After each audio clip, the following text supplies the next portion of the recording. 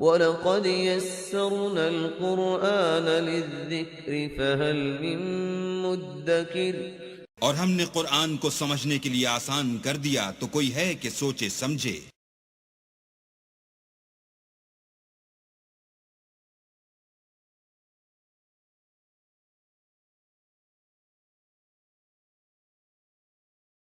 اعوذ باللہ من الشیطان الرجیم، پناہ مانگتا ہوں میں اللہ کی شیطان مردود سے۔ بسم اللہ الرحمن الرحیم، شروع اللہ کا نام لے کر جو بڑا مہربان نہایت رحم والا ہے۔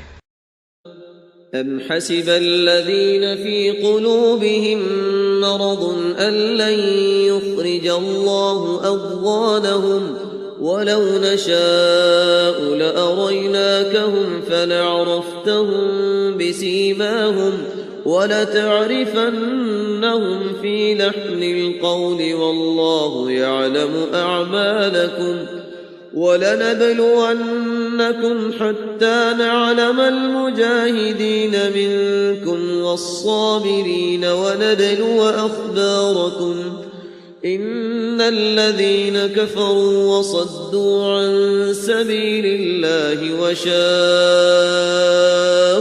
الرَّسُولَ مِن بَعْدِ مَا تَبَيَّنَ لَهُمُ الْهُدَى لن يضروا الله شيئا وسيحبط أعمالهم يا أيها الذين آمنوا أطيعوا الله وأطيعوا الرسول ولا تبطلوا أعمالكم إن الذين كفروا وصدوا عن سبيل الله ثم ماتوا وهم كفار فلن يغفر الله لهم فلا تهنوا وتدعوا إلى السلم وأنتم الأعلون والله معكم ولن يتركم أعمالكم إنما الحياة الدنيا لعب ولهو وإن تؤمنوا وتتقوا يؤتكم أجوركم ولا يسألكم أموالكم إن يسألكموها فيحفكم تبخلوا ويخرج أضغانكم ها أنتم هؤلاء تدعون لتنفقوا في سبيل الله فمنكم من يبخل ومن يبخل فإنما يبخل عن نفسه والله الغني وأنتم الفقراء وإن تتولوا يستبدل قوما غيركم ثم لا يكونوا أمثالكم۔ نحمده ونصلي على رسوله الكريم اما بعد فاعوذ بالله من الشيطان الرجيم بسم الله الرحمن الرحيم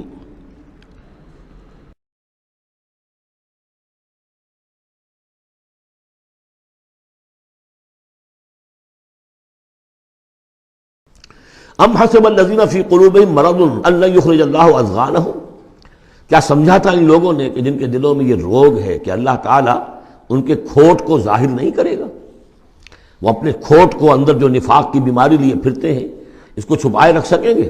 انہوں نے یہ سمجھا تھا، اللہ تعالیٰ نے تو اسے واضح کرنا تھا۔ فَلَيَعْلَمَنَّ اللَّهُ الَّذِينَ آمَنُوا وَلَيَعْلَمَنَّ الْمُنَافِقِينَ۔ تو ام حسب الذین فی قلوبہم مرض ان لن یخرج اللہ اضغانہم، انہوں نے یہ سمجھا تھا کہ اللہ تعالیٰ ان کے کھوٹ کو، دلوں کے کھوٹ کو علم نشرہ نہیں کر دے گا۔ وَلَوْ نَشَاءُ لَأَرَيْنَاكَهُمْ، اور اگر ہم چاہیں تو اے نبی آپ کو دکھا دیں کہ یہ ہیں وہ لوگ، فَلَعَرَفْتَهُمْ بِسِيمَاهُمْ، آپ ان کے چہروں سے انہیں خود ہی پہچان لیں گے۔ ظاہر بات ہے کہ ایک صادق الایمان شخص کا چہرہ اور ایک منافق کا چہرہ، انسان کے قلب کی کیفیت جو ہوتی ہے وہ تو چہرے کے اوپر جو ہے، face is the index of mind, ذہنی کیفیت جو ہے، قلب کی کیفیت جو ہے وہ چہرے پر ہوتی ہے۔ فَلَعَرَفْتَهُمْ، تو آپ پہچان ہی چکے ہیں انہیں ان کے چہروں سے۔ وَلَتَعْرِفَنَّهُمْ فِي لَحْنِ الْقَوْلِ، اور مزید آپ پہچان لیں گے انہیں ان کی گفتگو کے ڈھب سے، انداز سے. گفتگو میں بھی ظاہر بات ہے کچھ چاپلوسی کریں گے، کچھ ہیر پھیر ڈالیں گے. ایک مخلص آدمی کی گفتگو اور ایک اس طرح کے شخص کی گفتگو، زمین و آسمان کا فرق ہوتا ہے. واللہ یعلم اعمالکم، اللہ تمہارے اعمال کو خوب جانتا ہے. وَلَنَبْلُوَنَّكُمْ حَتَّى نَعْلَمَ الْمُجَاهِدِينَ مِنْكُمْ وَالصَّابِرِينَ، اور ہم تو لازماً آزمائیں گے تمہیں، یہاں تک کہ ہم، ترجمہ تو ہوگا ہم معلوم کر لیں، ہمیں علم ہو جائے. لیکن چونکہ اہل سنت کا عقیدہ یہ کہ اللہ کا علم تو قدیم ہے، تو یہاں ہم اس کی ترجمانی کرتے ہوئے کہتے ہیں ہم ظاہر کر دیں گے اس کو، تاکہ سب کے علم میں آ جائے، سب دیکھ لیں. ہم آزمائیں گے تمہیں یہاں تک کہ سب دیکھ لیں کہ مجاہدین کون ہیں تم میں سے. حتیٰ نعلم المجاہدین منکم والصابرین، اور وہ جو صبر کرنے والے ہیں. وَنَبْلُوَ أَخْبَارَكُمْ، اور ہم تمہارے سارے حالات کی پوری طریقے سے تحقیق کر لیں. یہ تقریباً سمجھیے کہ وہ آیت جو آئی تھی سورہ بقرہ میں، وَلَنَبْلُوَنَّكُمْ بِشَيْءٍ مِّنَ الْخَوْفِ وَالْجُوعِ وَنَقْصٍ مِّنَ الْأَمْوَالِ وَالْأَنفُسِ وَالثَّمَرَاتِ. ابھی وہاں چونکہ قتال کا حکم نہیں آیا تھا، اس لیے وہاں پر ابھی جنگ کا تذکرہ نہیں تھا. یہ تو تھا کہ ہم تمہیں آزمائیں گے بھوک سے اور جانی اور مال کے نقصان سے اور ثمرات کے ضیاع سے. لیکن یہاں اسی آیت کو ایک ایکسٹینشن سمجھیے، وَلَنَبْلُوَنَّكُمْ حَتَّى نَعْلَمَ الْمُجَاهِدِينَ مِنْكُمْ وَالصَّابِرِينَ، تاکہ ہم دیکھ لیں کون ہیں وہ جو واقعتاً جہاد کرنے والے ہیں، صبر کرنے والے ہیں، اور ان کی پوری طرح جانچ پرکھ کر لیں. ان الذين كفروا وصدوا عن سبيل الله وشاقوا الرسول من بعد ما تبين له الهدى لن يضروا الله شيئا، یقیناً وہ لوگ جنہوں نے کفر کیا اور جو روکتے رہے لوگوں کو بھی اللہ کے راستے سے اور اللہ کی اور اس کے رسول کی مخالفت میں سرگرم رہے، زدہ میں پڑ گئے، من بعد ما تبين لهم الهدى، اس کے بعد کہ ان کے لیے ہدایت واضح ہو چکی تھی، لن يضروا الله شيئا، وہ اللہ کا کچھ نہیں بگاڑ سکیں گے. وسيحبط اعمالهم، اللہ تعالیٰ ان کے اعمال کو بھی حبط کر دے گا. یعنی اس پہلے ذکر تھا منافقین کا، اب یہاں کفار مکہ کا ذکر ہے. ان کے اعمال کیا تھے؟ وہی حاجیوں کی خدمت کرتے تھے. اجعلتم سقایۃ الحاج وعمارۃ المسجد الحرام کمن آمن باللہ والیوم الآخر، اور یہ کہ بہرحال اور بھی کچھ دے، کسی نے کھانا کھلا دیا، کسی کو کچھ اور کر دیا. اور پھر یہ کہ جو کچھ انہوں نے جد و جہد کی ہے، انہوں نے بھی مال خرچ کیے ہیں، جنگیں کی ہیں. بدر میں آئے تھے تبھی تو بہت سے لوگوں نے، کفار نے انفاق کیا تھا، تبھی تو ساز و سامان تیار ہوا تھا. 900 اونٹ لے کر نکلے تھے، روزانہ ایک دن 10، ایک دن 9 اونٹ تو ذبح ہو رہے تھے وہ فوج کو جو کھانا کھلانے کے لیے. تو آخر لوگوں نے کنٹریبیوٹ کیا تھا. تو یہ سارے اعمال ان کے اکارت چلے گئے. یا ایھا الذین آمنوا اطیعوا اللہ واطیعوا الرسول ولا تبطلوا اعمالکم، اہل ایمان اللہ کی اطاعت کرو اور اس کے رسول کی اطاعت کرو. لا تبطلوا اعمال، اپنے اعمال ضائع نہ کرا بیٹھنا. یعنی اب تک اگر تم نے کچھ اعمال کیے ہیں، کوئی محنت بھی کی ہے، کچھ انفاق بھی کیا ہے، کچھ اور جد و جہد کی ہے، لیکن اب جو یہ مرحلہ نیا آ گیا ہے، اس کو یوں سمجھیے اب امر حال یہ ہے، اللہ کا اس کے رسول کا جس وقت جو حکم ہے اس وقت اس کو ماننا ہوگا. اب حکم یہ ہے، لہذا اگر اس میں تم نے کہیں پیٹھ دکھا دی تو تم اپنے سارے سابقہ اعمال کو باطل کرا لو گے. ان الذین کفروا وصدوا عن سبیل اللہ ثم ماتوا وهم کفار فلن یغفر اللہ لهم، یقیناً وہ لوگ کہ جنہوں نے کفر کیا اور اللہ کے راستے سے وہ روکتے رہے اور یا رکے رہے، یہ دونوں جیسے میں نے عرض کیا کہ صدا یا صدو جو ہے یہ فعل لازم بھی ہے، فعل متعدی بھی ہے. ثم ماتوا وهم کفار، اور وہ مر گئے اسی حال میں کہ وہ کافر تھے. فلن یغفر اللہ لهم، تو ایسے لوگوں کو اللہ تعالیٰ ہرگز نہیں بخشے گا. فلا تہنوا، تو اے مسلمانوں تم ڈھیلے نہ پڑو، بودے پن کا مظاہرہ نہ کرو. وتدعوا الی السلم، سیدھا سلم میں، اور تم جو اب یہ کہہ رہے ہو صلح کی بات ہونی چاہیے اور سلامتی کی بات ہونی چاہیے اور خام خواہ کی لڑائی جھگڑا جو ہے اس سے کیا حاصل ہے، یہ جو تم کر رہے ہو یہ نہ کرو. فلا تہنوا وتدعوا الی السلم، بلکہ اب جو مرحلہ آ گیا ہے اب تو سرفروشی کا مرحلہ آ گیا ہے. وانتم الاعلون، اور گھبراؤ نہیں، تم ہی سب سے اونچے رہو گے، سربلند رہو گے، غالب ہوگے. واللہ معکم، اللہ تمہارے ساتھ ہے، اس کی مدد تمہارے شامل حال ہے.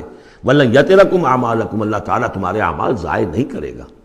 انما الحیات الدنیا لعب و لہو، یہ دنیا کی زندگی تو کھیل ہے اور کچھ جی کا بہلانا ہے، اس کے سوا کیا ہے؟ آخرت کے مقابلے میں تو یہ دھوکے کا سامان ہے، دھوکے کی ٹٹی ہے. وما الحیات الدنیا الا متاع الغرور وان تؤمنوا وتتقوا یؤتکم اجورکم، اگر تم ایمان لاؤ، ایمان پر قائم رہو اور اپنے رب کا تقوی اختیار کیے رکھو، اللہ تعالیٰ تمہیں دے گا تمہارے بدلے، تمہارے اجر. ولا یسألکم اموالکم، اور وہ تم سے تمہارے مال نہیں مانگتا.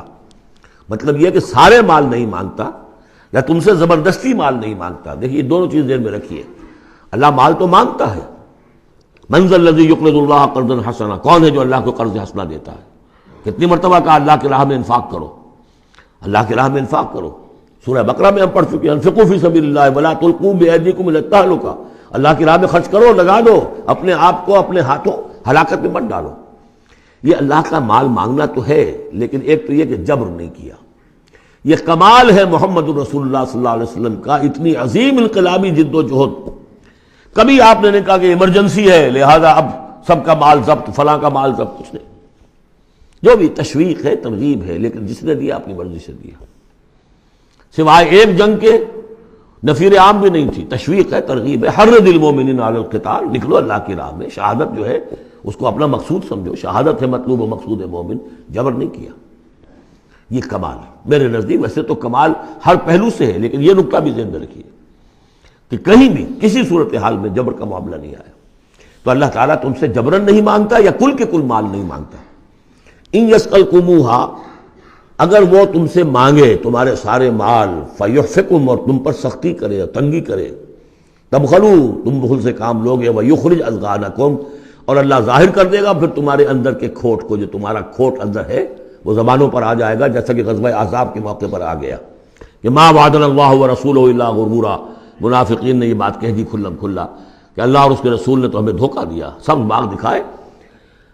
ہاں انتم ہؤلاء تدعون لتنفقوا فی سبیل اللہ، تمہیں بلایا جا رہا ہے، ترغیب دی جا رہی ہے، تمہیں تشویق دی جا رہی ہے کہ تم اللہ کی راہ میں خرچ کرو. لتنفقوا فی سبیل اللہ فمنکم من یبخل، تم میں سے کوئی وہ بھی ہے جو بخل سے کام لیتے ہیں. ومن یبخل فانما یبخل عن نفسہ، جو کوئی بخل سے کام لے رہا ہے وہ بخل اپنے آپ سے کر رہا ہے. وہ اپنے وہ فائدے چھوڑ رہا ہے کہ جو انفاق سے اسے ملیں گے. ایک کے 700 ملتے ہوں تو اگر نہیں دے رہے آپ ایک تو کس کا گھاٹا کیا؟ اپنا نقصان کیا نا. تو وہ تو اپنی جان سے نفس کا جو ہے بخل کر رہا ہے. واللہ الغنی وانتم الفقراء، اور اللہ تعالیٰ تو غنی ہے. یہ تو تمہارے امتحان کے لیے مانگ رہا ہے تم سے. اللہ کو قرض دو. اللہ تعالیٰ تم سے صدقات بھی قبول کر لیتا ہے. وَيَقْبَلُ الصَّدَقَاتِ، صدقات قبول کر لیتا ہے. یہ اللہ تعالیٰ کی طرف سے تمہارے لیے تمہارا اعزاز ہے، اکرام ہے. واللہ الغنی، حالانکہ وہ غنی ہے. وَأَنْتُمُ الْفُقَرَاءُ، اور محتاج اصل میں تم ہو. وَإِن تَتَوَلَّوْا، یہ آیت بڑی فیصلہ کن ہے. ان تتولوا، اگر تم پیٹھ پھیر لوگے، یستبدل قوما غیرکم، تو تمہیں ہٹا کر کسی اور قوم کو لے آئے گا. ثم لا یکونوا امثالکم، پھر وہ تمہاری طرح کے نہیں ہوں گے. اب یہ ہو سکتا ہے کہ اس کا اطلاق جو ہے اس وقت کچھ لوگوں پر بھی ہوا ہو کہ جنہوں نے منافقت کی بنا پر پیٹھ موڑ لی. اللہ نے اپنے نبی کے لیے ان سے زیادہ جو ہے جانثار قسم کے اہل ایمان جو ہے وہ فراہم کر دیے. لیکن یہی آیت جو ہے اس اعتبار سے کہ حضور کی بعثت اصلی، بعثت خصوصی امیین کے لیے تھی، بنی اسماعیل اور عرب کے مشرکین جو ان کے تابع تھے. ان کے لیے یہ کہ یہ بات ان سے کہی جا رہی ہے کہ اب تمہیں سے امت بنی ہے. امت مسلمہ کن سے بنی ہے؟ اس کا نیوکلیس اہل عرب، وہی امت عرب کے لوگ.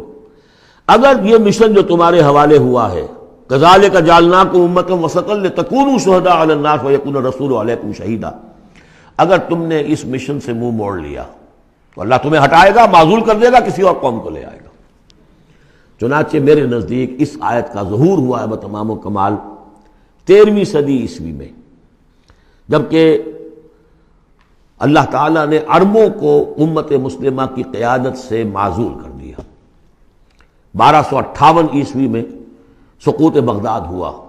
ہلاکو کے ہاتھوں جو مسلمانوں پر تاتاریوں کے ہاتھوں بیتی ہے، کروڑوں مسلمان قتل ہوئے اس وقت، معمولی نہیں. اور آخری خلیفہ بنو عباس کا، اس کو کھینچ کر محل سے گھسیٹ کر باہر نکالا گیا، جانور کی ایک کھال میں لپیٹ کر تاتاریوں نے اپنے گھوڑوں کے سموں تلے اسے کچل دیا. وہ گویا کہ عربوں کا معزول ہونا تھا امت مسلمہ کی قیادت سے. اس کے بعد کچھ عرصہ گزرا ہے، لیکن پھر اللہ نے وہ ایک معجزہ دکھایا کہ انہی تاتاریوں میں سے کتنی قومیں ایمان لے آئیں. ہے آیا فتنہ تاتار کے افسانے سے، پاسماں مل گئے کعبے کو صنم خانے سے. پھر وہی تاتاری تھے جن میں سے ترکان تیموری نکل آئے، ترکان صفوی نکل آئے، ترکان سلجوقی ان سے بھی پہلے آ چکے تھے، اور Terken Usmani, great Ottoman umpire. پھر خلافت بھی اللہ نے پھر وہاں منتقل کر دی. 400 برس کا خلافت جو ہے وہ بھی ترکان عثمانی کے پاس رہی. ان تتولوا یستبدل قوما غیرکم ثم لا یکونوا امثالکم.